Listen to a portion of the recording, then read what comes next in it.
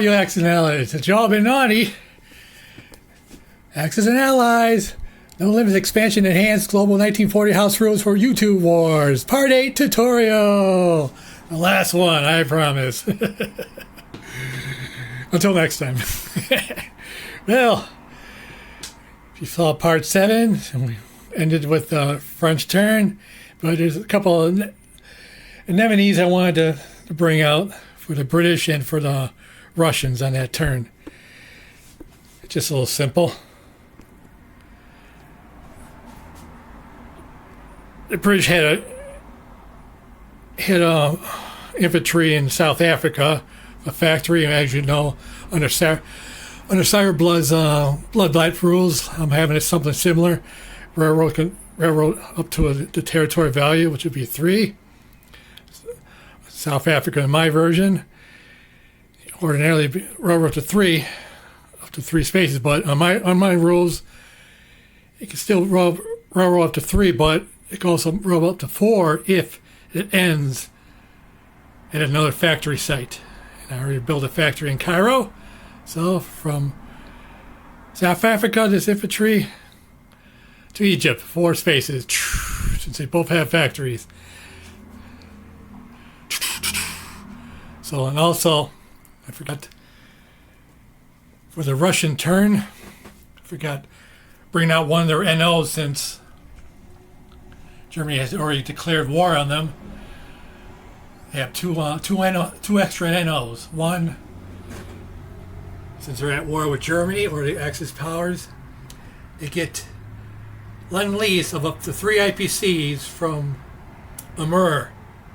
Up to 3 IPCs if Amur is not under Axis control or Sea Zone 5. So they can get up to 3 IPCs as their NOs for Russia. Also, they can get another 3 IPCs through Sea Zone 80 and through Persia and Northwest Persia if Sea Zone 80 is cleared of enemy warships, including submarines. And also, if Persia is under Allied control along with Northwest Persia as well. But of course, as you see, Persia is not under Allied control yet, so even though Russia went to Northwest Persia to take that over, but they still had to have also Persia to get their NO of 3 IPCs. So the next, the British would have done this. They would have taken over Persia. And so for Russia's next turn, they also had the benefit of an NO of 3 extra IPCs as Lend-Lease to themselves. So they could get 3 from here through the Pacific and 3 through the Indian Ocean. A total of 6. So hope that clears everything up. And now we're going to go into my rules of strict neutrals. As you know, out of box, if you attack one strict neutral, all strict neutrals become pro-allied to the other side. And a lot of people think that's ridiculous. I think so too. So I'm going to go into 3 to explain strict neutrals for South Africa, Europe and Africa possessions, and the Mideast. Let's begin with South America. Let's say America want to attack, if they're in the war, of course. Let's say if Japan declare war on the Allies, so America's at war, so it's going to attack Venezuela in order to get the benefit of 2 IPCs added to their income. But if they do that, of course a heavy cruiser comes in as well for bombardment. Let's say whether America takes Venezuela over or not, all these countries in South Africa becomes pro neutral to the Axis side, but it's going to be a little different than the Europe and Mideast, and won't affect Europe or the Mideast Union coalition. It does not affect that whatsoever.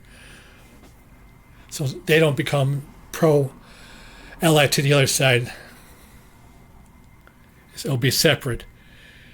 So let's say I do get Venezuela, I take it over, and immediately all these other neutrals, if they weren't initially attacked, they become pro-Axis neutral automatically. Chile, since it's on the other side, since it's on the side of the Pacific, closer to the Japanese, they go under Japanese control. And the other, Argentina, since it has a value, it goes under German influence. What that means is that 2 IPCs on a German's turn could be immediately added to on the Germans' turn of their economy. So it's influence, Argentina's influence the Germans, and Chile is Axis neutral to the Japanese. So the Japanese get 2 extra IPCs added to their economy. Argentina to the German economy on their turn. Immediately on their turn. And let's say, of course, all these non-neutral, all the other strict neutrals that had no value go to the Axis side as well. And this will be in effect to the economies to the Axis until the U.S. or other allies take over that particular country. So let's say U.S. on another turn takes over Argentina. The 2 IPCs are no longer to the German economy. But all these other neutrals that have no units in them, it cannot be blitzed through. So America can't go through Colombia, through Peru. Cannot do that. It has to automatically be stopped at the first strict neutral country they come into. So that's how that goes. If an ally should attack the strict neutrals in South Africa. So like I said, it doesn't affect the Mideast coalition or the European coalition. Now let's go for Europe. How that does. Let's say America or another ally goes into Spain. Whether they control it or not,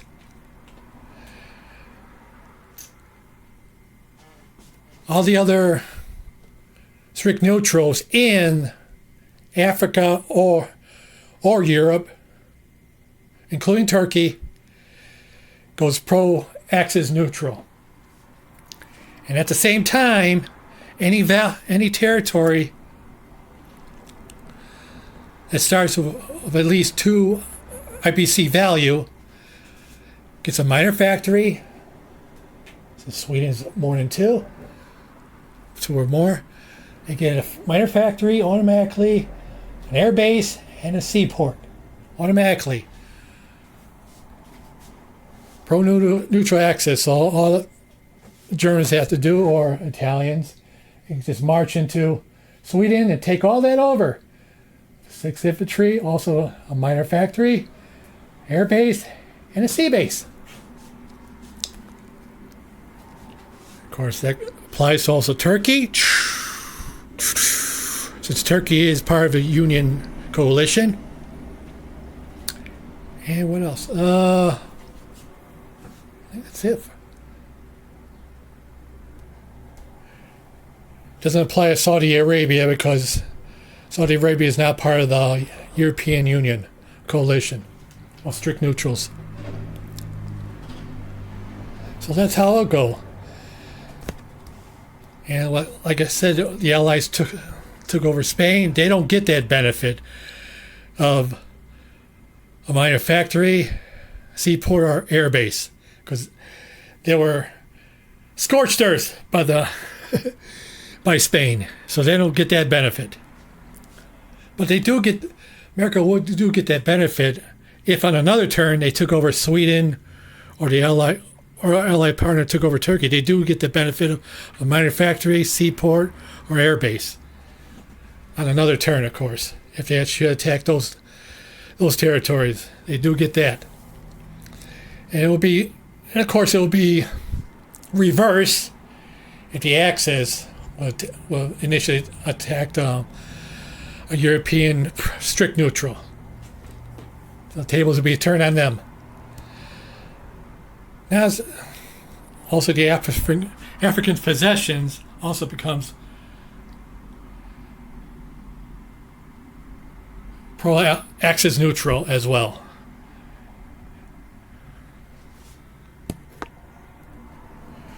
And let's see, clear it up a little. Get a little more lighting here. Let's explain the Mideast coalition union of strict neutrals. Let's say Turkey can be a part of either Europe or the Mideast, since it has territories in the Mideast and in Europe. So let's say the Allies didn't attack Spain or any of the European neutrals, but they did attack Turkey.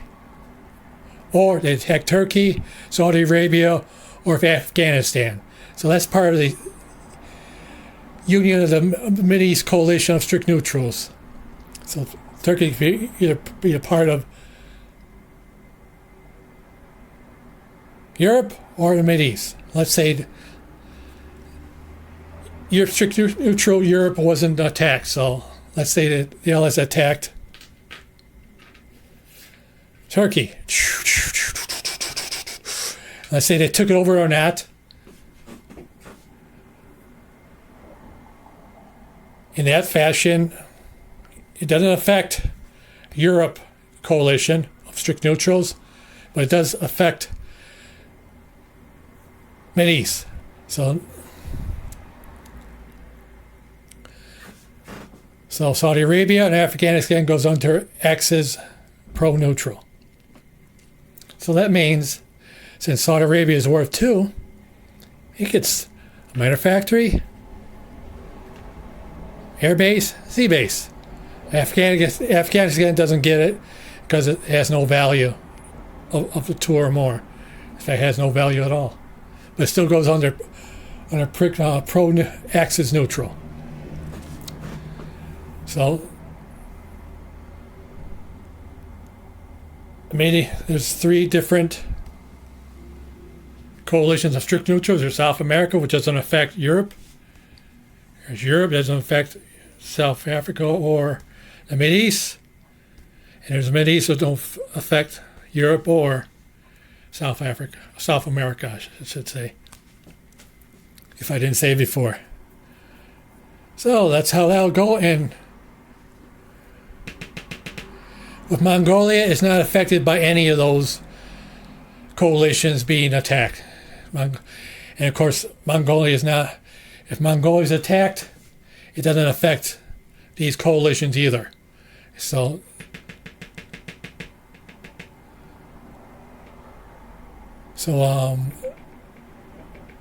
what's that called? Mongolia is still under our box, with the exception of if it's attacked, it doesn't affect the strict neutral coalitions of your South America, Europe, or the Mideast. So that's how that goes. And let's see, fall of Rome. Let's say the Allies took over Rome.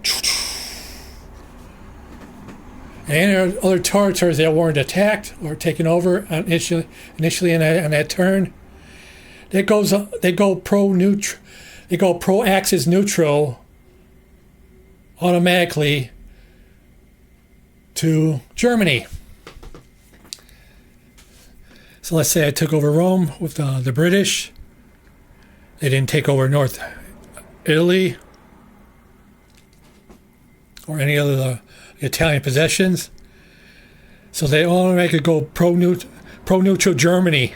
So all Germany has to do, if they don't have a unit in there already, they could just put a unit in, a ground unit, and take it over for themselves and part of their economies until Rome is liberated again. So if Rome is liberated again, all those neutrals, all those territories that Germany took over, it goes back to Italy. Plus, Italy is still in the war under the Axis side, no matter what. It don't go to the Allies whatsoever. So that's how that goes. And finally, victory conditions for the Allies. For the Allies, the Allies have to take over two or three Axis capitals. Not all three. So let's say they took over Germany and Italy. That'd be part of victory conditions. Plus, the Allies have to control, in that fashion, if they control Berlin and Rome capitals, they have to also have all possessions, with the exception of neutrals, under Allied control. So Europe would have to be in Somaliland. Tobruk, Libya has to be, of course, under Allied control. So all the territories in Africa and the Mideast, up to East Persia, that all has to be under Allied control as well. Everything, even pro-Axis or pro-neutral territories. So pro-neutral territories also have to be under Allied control as well. And the combination with Berlin and Rome, if all that's taken over together for one full turn, if the Allies meet that, they win the war. So they don't have to take over Tokyo as well, or to meet those conditions. And let's see, crap. Is that it? Hope I said everything. So that everything should have been covered in an 8-part series of my enhanced expansion rules for Global 40. So I hope you all enjoyed that. I hope I was at least halfway clear on that. And soon, hopefully this summer, we're going to have a play test over to YouTube of other players of my rules. I hope we get to do that real soon. And if you have anybody has any questions considering my 8-part series plus my introductory video also included the rules and the comment section of all my rules.